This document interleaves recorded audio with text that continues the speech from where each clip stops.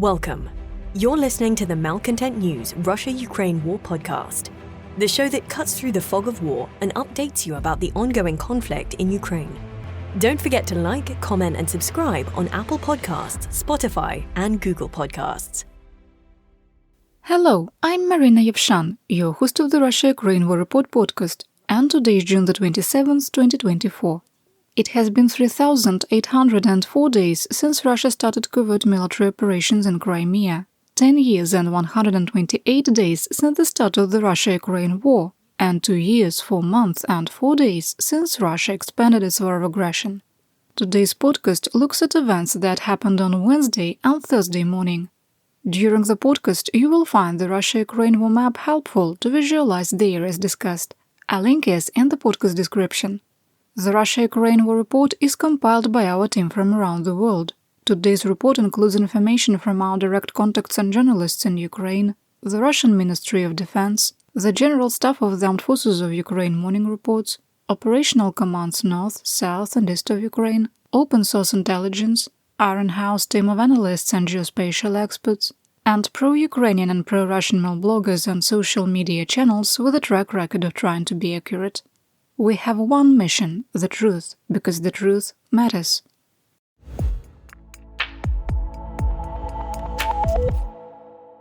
Here is my daily assessment. There are only small changes from yesterday, so if you want to skip ahead, that's okay. I won't even know. 1. We maintain Russia will continue to make tactical gains during its current offensive, but the lack of mobility, low morale, poor battlefield medicine and logistics issues make it unlikely that there will be significant breaches of existing Ukrainian defensive lines. 2. We maintain the world is caught in the mutually assured destruction instability paradox. 3. Russia is setting conditions to commit further acts of aggression in Europe. 4. Russia's sustained attacks on Ukraine's energy infrastructure, which has destroyed over 80% of its combined thermal and power plant capacity, is a continuation of Russian crimes against humanity that started in October 2022, as outlined in 2 arrest warrants issued by the International Criminal Court on March 5th. 5. Russia's trampling of international humanitarian law has been accelerating since March 22nd. We maintain that the willful ignoring of blatant Russian war crimes by international watchdogs is encouraging escalation. 6. Autocrat Putin is continuing the largest purge of the Russian Ministry of Defense led by the FSB since Joseph Stalin's 1936 to 1938 purge. 7.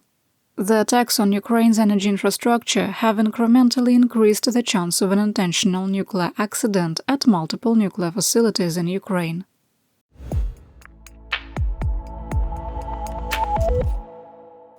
Yesterday, Russian attacks targeting civilians and civilian infrastructure wounded at least 38 and killed 1. Overnight, Russia launched 23 Shahed-136 one-way drones, 1 Kh-47 M2 Kinzhal air-to-surface ballistic missile, 4 Caliber cruise missiles, and 1 Kh-59 or 69 guided air-to-surface missile. Only the Kinzhal reached its target.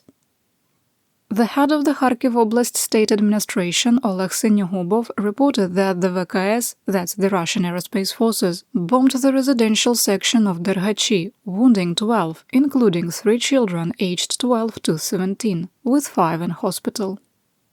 We learned that on Tuesday, a school in the village of Odnorobivka was hit by an S-300 anti-aircraft missile used for a ground attack. There were no injuries, and it is only the 3rd confirmed use of an S-300 missile in the Kharkiv Oblast since the United States lifted its ban on striking targets inside Russia.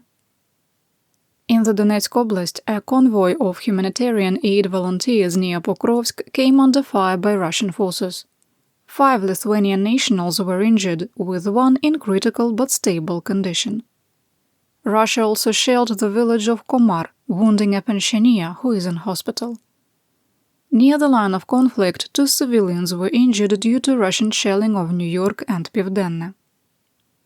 In the Dnipro district of the city of Kherson, the humanitarian aid headquarters of the city military administration was shelled by the Russian military. 6 men were wounded, with 1 in hospital.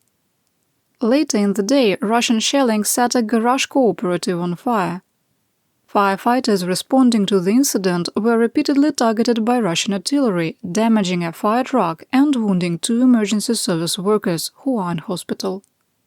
In the evening, a drone-delivered IED struck a civilian car, wounding 5 civilians, including 2 children, ages 12 and 15, who are in hospital.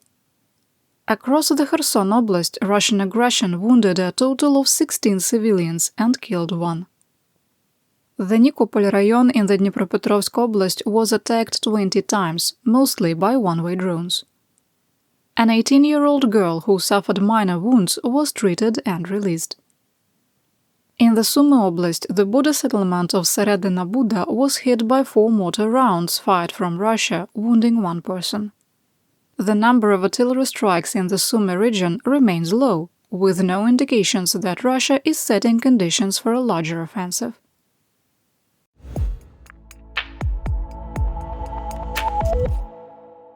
Here is today's action report. On Tuesday, Russia carried out 142 assaults, and through Wednesday evening, 99 attacks have been recorded.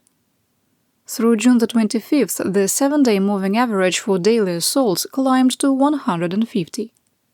After analyzing and geolocated more than 30 videos in the last 24 hours, no new Russian advances were recorded.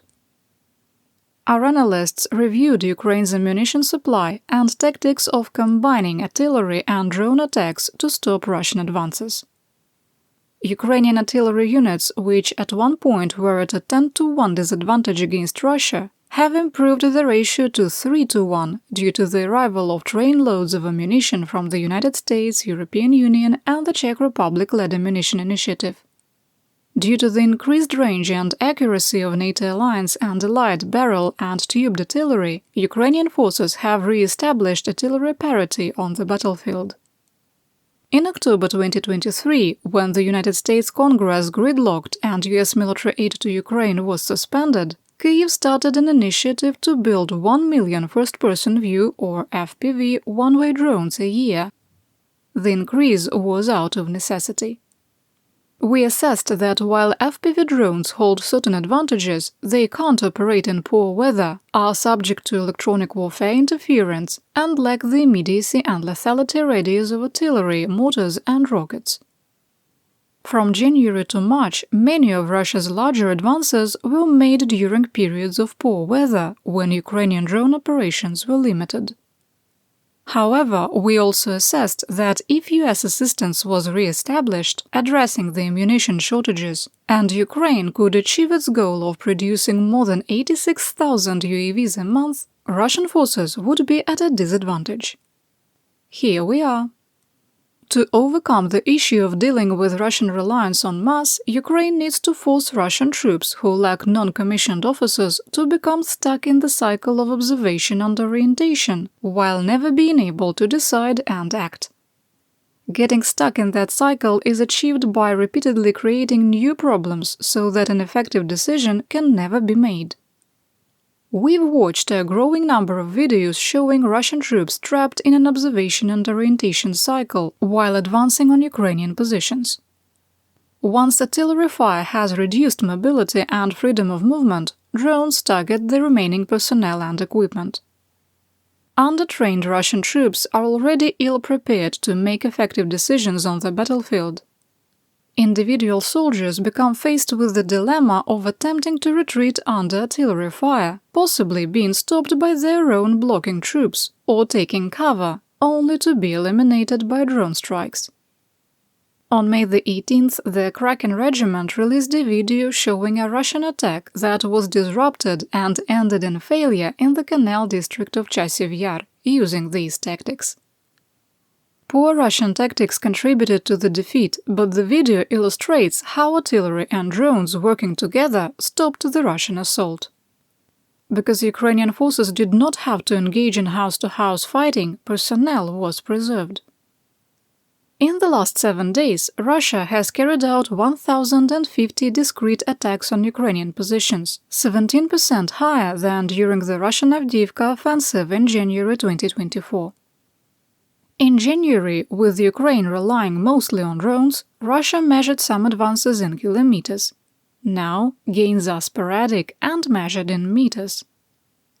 While neither Russia nor Ukraine has shown the ability to conduct combined arms warfare beyond the company or battalion level, Ukraine has superior artillery fire control, and the batteries work in close coordination with drone units, which are already providing intelligence, surveillance, target acquisition, and reconnaissance information. Ukraine has also hardened its drones to resist electronic warfare better. Russian mail bloggers claim Ukraine holds a 6-to-1 drone advantage on the battlefield, forcing Russian troops to turn to a 110-year-old trench warfare solution – shotguns. Russia's ability to build more drones than Ukraine, which was predicted by many analysts a year ago, has been hamstrung by rampant corruption and state interference. It is also noteworthy that after the death of Andrei Morozov, who was a Russian communications and short-range electronic warfare expert, there has been a significant decrease in Russia's ability to counter FPV drones. Artillery isn't irrelevant in 21st century warfare, and drones can't fully replace artillery. But when they work together, it's a lethal combination that causes confusion among Russian troops, collapsing many of their attacks. Now let's talk about what happened on the battlefield. Ready? Here we go.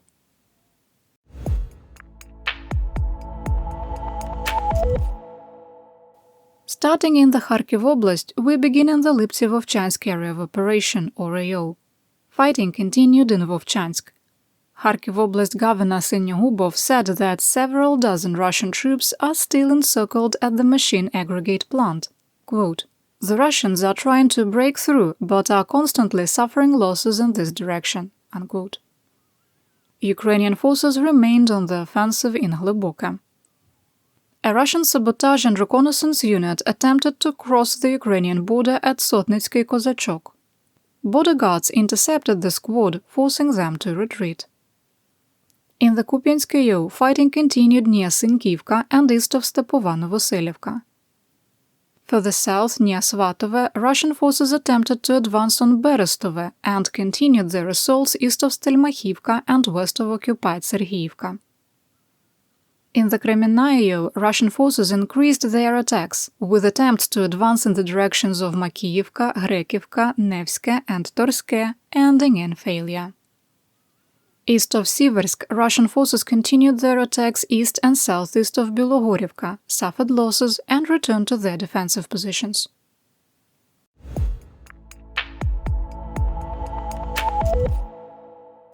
Let's talk about the Donbass and the northeastern part of the Donetsk Oblast. The number of attacks in the Siversk AO of the Donetsk Oblast declined. Fighting continued near Spirne and Rozdolivka with no change in the situation. In the Kostantinivka AO, Russian forces continued their attempts to advance into the center part of the Canal district of Chasiv Yar without success, and significant fighting was reported near Klishchiivka. In the Toretsk-New York AO, based on the report of a wounded civilian being evacuated from Pivdenne, we adjusted the line of conflict. The hamlet is only a half square kilometer and, in our assessment, can't be in a contested state. Additionally, the General Staff of the Armed Forces of Ukraine was explicit that fighting was ongoing between occupied Gorlivka and the village. To the north, fighting continued on the eastern edge of Toretsk near Shumy.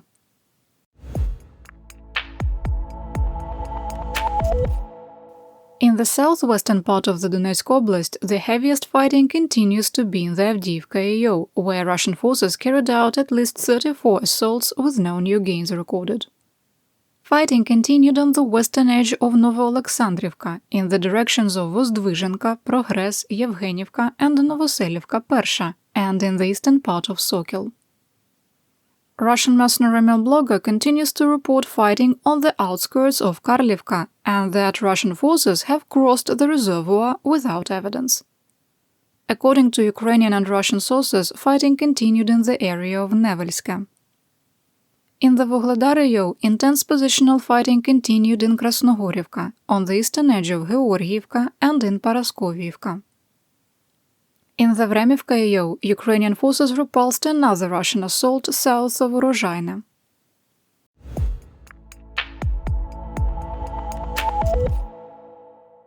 Here is my theater-wide update. President Volodymyr Zelensky traveled to Pokrovsk with Commander-in-Chief Alexander Syrsky and newly minted Commander of the Joint Forces Brigadier General Andriy Ignatov to meet with field commanders, troops and local officials. After the meeting, which included touring the medical stabilization station for the 47th Motor Infantry Brigade and issuing state awards to members of the 47th and 110th Brigades, Zelensky issued a statement, quote, "I held a meeting here in Donetsk Oblast to discuss security and support for people. It was a detailed meeting. There were many issues. They included life support, water, social issues, evacuation, assistance to the defense, and housing rebuilding. There will be a separate conversation in Kyiv, particularly with government officials who are supposed to be here and in other places near the front, in hard-hit hromadas where people need immediate solutions. Solutions that are simply not visible from Kyiv. And I was surprised that some relevant government officials had not been here for 6 months or more. I will draw appropriate conclusions about them." Unquote. The veracity of reports that North Korea will be sending combat engineers to occupied Donetsk in July is being questioned. During Tuesday's Pentagon press briefing in Washington, D.C., Major General Pat Ryder was asked about the claim by the Central Military Commission of the DPRK that troops were being sent to occupied Ukraine. Quote, "I mean, that's certainly something to keep an eye on. I think that if I were North Korean military personnel management, I would be questioning my choices on sending my forces to be cannon fodder in an illegal war against Ukraine. And we've seen the kinds of casualties that Russian forces, but again, something that we'll keep an eye on." Unquote. The only source for the claim came from the Kim Jong-un regime, with spokesperson Ryder only saying it was a situation to watch. Russian Foreign Minister Sergei Lavrov did not react well to the news that the Prime Minister of Estonia, Kaja Kallas, has been nominated to replace Josep Borrell as the High Representative of the European Union for Foreign Affairs and Security Policy. Quote, "This is Estonization of the European Union, and it is sad." Earlier in the year, there were reports that Kallas was considered to be the next Secretary-General of NATO, but was considered too hawkish to be approved by several members of the alliance. Which leads to my next story. NATO appointed Prime Minister Mark Rutte as the next Secretary-General of the alliance. Rutte is replacing Jens Stoltenberg, who had planned to retire in 2023 but extended his mandate an extra year due to Russia's war of aggression against Ukraine. Rutte will take over as Secretary-General on October 1st. The new president of Slovakia, Peter Pellegrini, said that his country was refurbishing artillery shells purchased by the Czech Republic-led ammunition initiative. Quote, "With our production facilities, we will make a significant contribution to the success of Czech ammunition activity. Slovakia has increased production at its factories, where ammunition of the necessary calibers is produced or restored."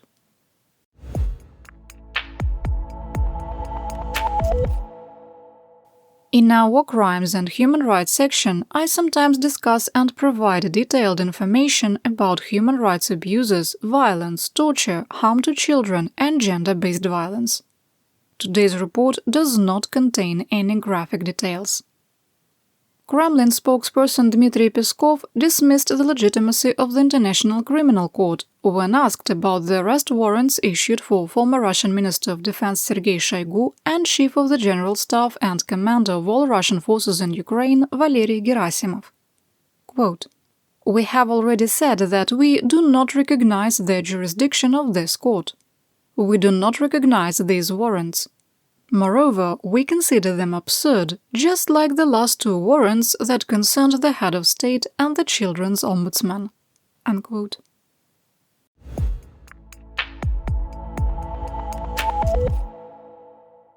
Finally, in economic news, Rosstat reported that overdue wages in Russia had increased 19.5% in 30 days, climbing to 366.5 million rubles. The issue of delayed wages is so prevalent that the Ministry of Defense runs recruiting ads suggesting joining the military as a solution. Yesterday we reported that inflation had grown to 8.3 through May. The Ministry of Economy reported that through June the 24th, inflation is now at 8.61%. Russian economists are becoming increasingly vocal about the state of the Russian economy and that it is becoming harder to keep inflation under control. Everything is going to plan. And that's what we know. Your support of my home, Ukraine, helps us make history and protect the future for all. You've been listening to the Malcontent News Russia-Ukraine War podcast. To help keep us independent, please consider providing financial support by becoming a patron. Want on-demand news in your hand? Download the Google News app and make Malcontent News one of your favorites to receive breaking news updates. Thank you for listening.